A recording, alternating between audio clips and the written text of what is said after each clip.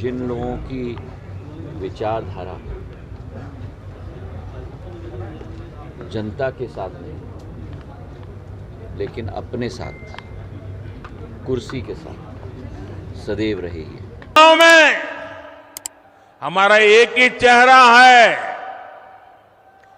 और वो चेहरा है कमल। मुझे टाइम समय ही नहीं मिला रिकवरी के लिए। खेलो इंडिया का मुझे करना पड़ा, वर्ल्ड शूटिंग जिसमें 30-30, 40-40 देश आए उसको करना पड़ा। उसके बाद ग्लोबल स्किल्स पार्क कल ही हमने उसका लोकार्पण किया माननीय मुख्यमंत्री के हाथों से, तो मेरे पास समय नहीं हुआ है रिकवरी का।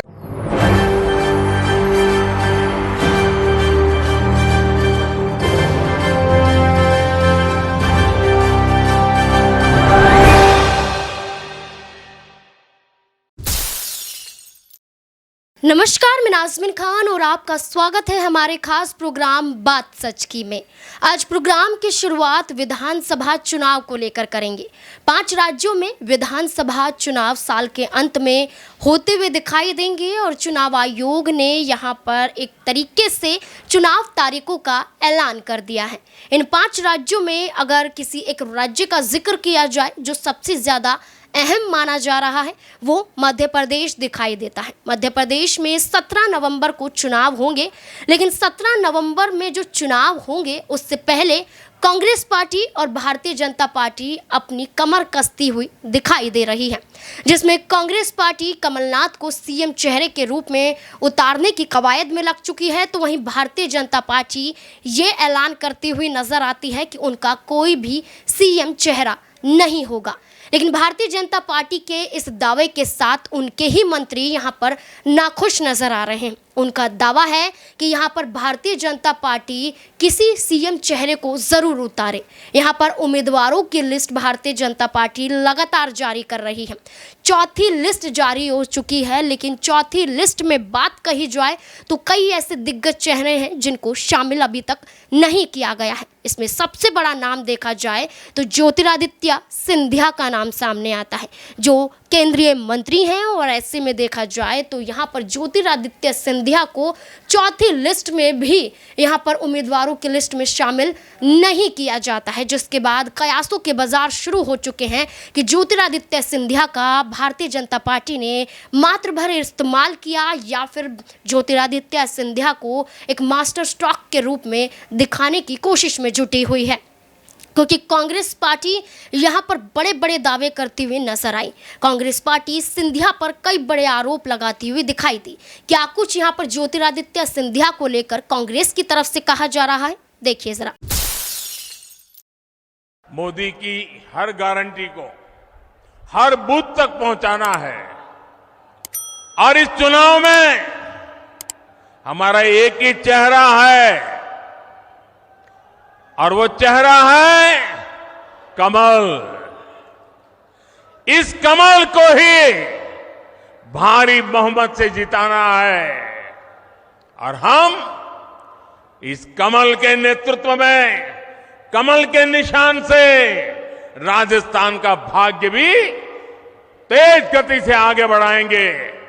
हमारी उम्मीद कमल है, हमारा उम्मीदवार कमल है।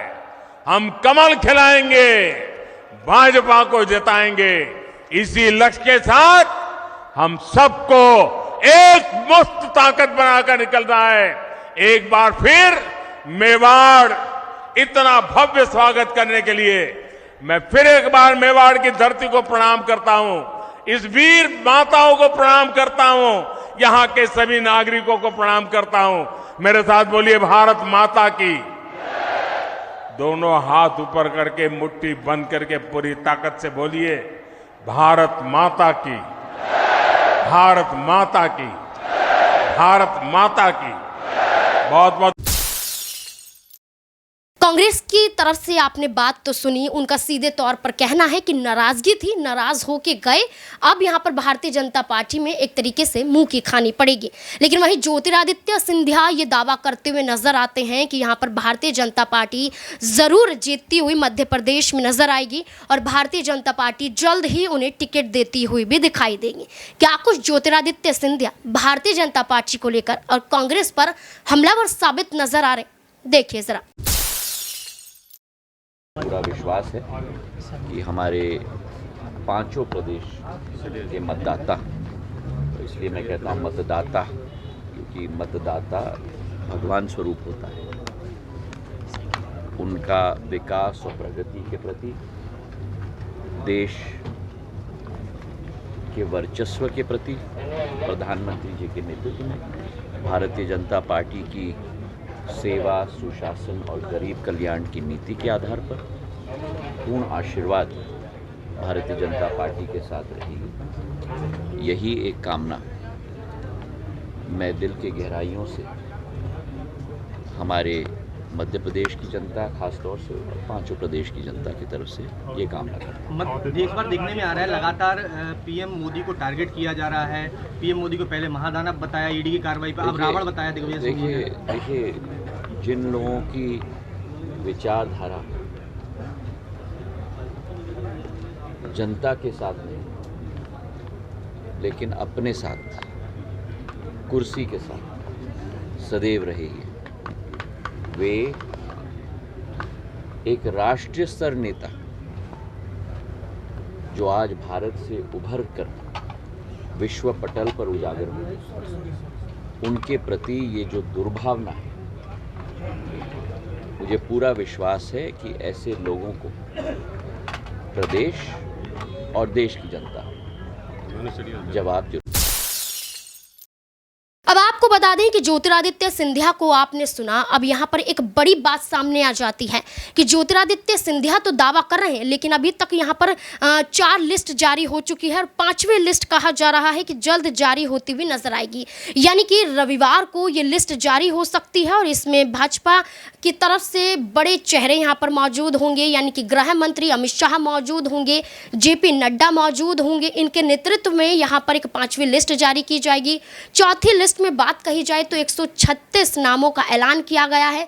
यहाँ पर मध्य प्रदेश की बात करें तो 230 सीट यहाँ पर मध्य प्रदेश में है, लेकिन सिंधिया के लिए एक बड़ी लड़ाई यहाँ पर देखी जा रही है, क्योंकि यहाँ पर 5वीं लिस्ट में तो ये कहा जा रहा है कि नाम देखा जा सकता है, लेकिन क्या वाकई ऐसा होता हुआ नजर आएगा? क्योंकि जो उनकी बुआ हैं, जो शिवपुरी से उतरी थी यशोधरा, वो अब चुनावी मैदान में नहीं उतर रही हैं, जिसकी वजह से ज्योतिरादित्य सिंधिया को उम्मीदवारों की लिस्ट में देखा जा सकता है। लेकिन क्या यहाँ पर एक तरीके से ज्योतिरादित्य सिंधिया को लालच दिया जा रहा है? यशोधरा राजे यहाँ पर अपनी सीट को लेकर क्या कुछ कहती हुई नजर आ रही हैं, देखिए जरा।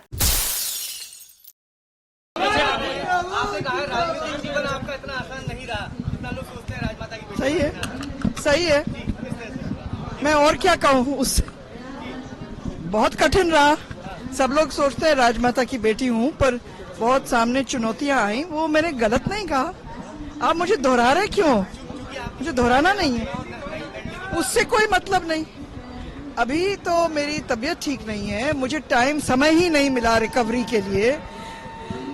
खेलो इंडिया का मुझे करना पड़ा, वर्ल्ड शूटिंग जिसमें 30-30, 40-40 देश आए, उसको करना पड़ा। उसके बाद ग्लोबल स्किल्स पार्क, कल ही हमने उसका लोकार्पण किया माननीय मुख्यमंत्री के हाथों से। तो मेरे पास समय नहीं हुआ है रिकवरी करने के लिए, और चौथी बार कोरोना हुआ। आपसे उत्तराधिकारी पूछा गया है कि कोई उत्तराधिकारी बताइए? नहीं है, मेरे पास कोई उत्तराधिकारी नहीं है।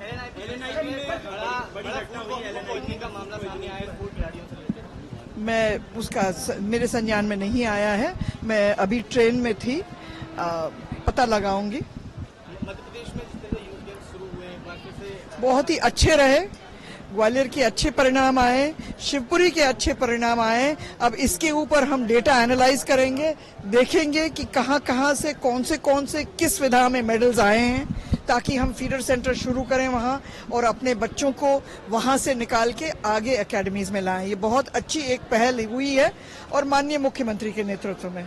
मध्य प्रदेश में प्रियंका गांधी आज आई, उन्होंने साफ तौर पर कहा है कि आदिवासियों के खिलाफ जो है भारतीय जनता पार्टी सदैव रही है।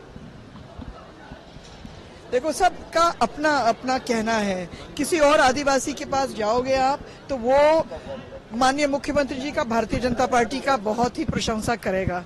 तो इट डिपेंड्स कि तुम किसके पास गए और कौन से माहौल में गए। मैं